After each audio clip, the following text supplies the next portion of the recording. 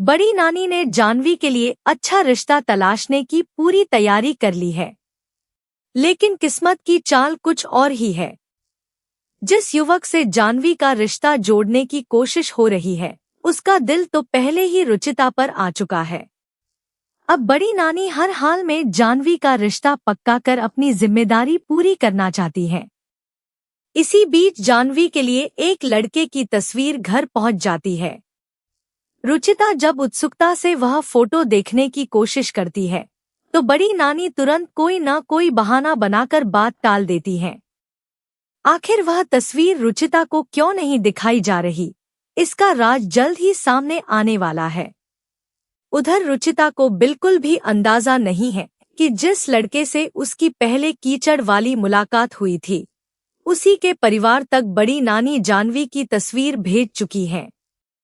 वह लड़के वालों को फोन कर कहती है कि लड़की की फोटो भेज दी गई है, अब उसे देखकर अपनी राय बताइए और बदले में लड़के की तस्वीर भी हमें भेज दीजिए। आने वाले ट्रैक में ठीक ऐसा ही होता है। लड़के वालों को जानवी की तस्वीर पसंद आ जाती है और कुछ ही देर बाद उनकी तरफ से भी लड़के की फोटो बड़ी नानी के पास पहुंच जाती है।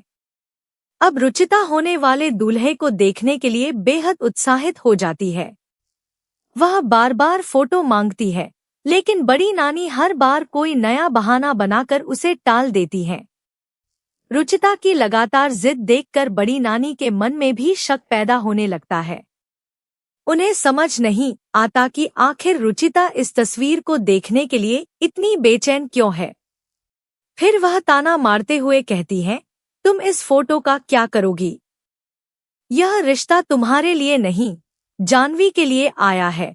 लेकिन जब रुचिता फिर भी अपनी जिद नहीं छोड़ती, तो बड़ी नानी एक और कटाक्ष करती है। वह कहती है कि इस रिश्ते के लिए तो गोरी और बेहद खूबसूरत लड़की चाहिए, जबकि तुम्हारे लिए तो हमें कोई साधारण सा लड़का ही ढूंढना पड़ेगा। हालांकि बड़ी नानी को इस बात का बिल्कुल भी एहसास नहीं है कि आगे चलकर यही लड़का जानवी नहीं, बल्कि रुचिता को अपनी जीवन संगिनी बनाना चाहेगा। यही एक फैसला पूरी कहानी की दिशा बदल देगा और आने वाले एपिसोड्स में कई बड़े खुलासों की शुरुआत करेगा।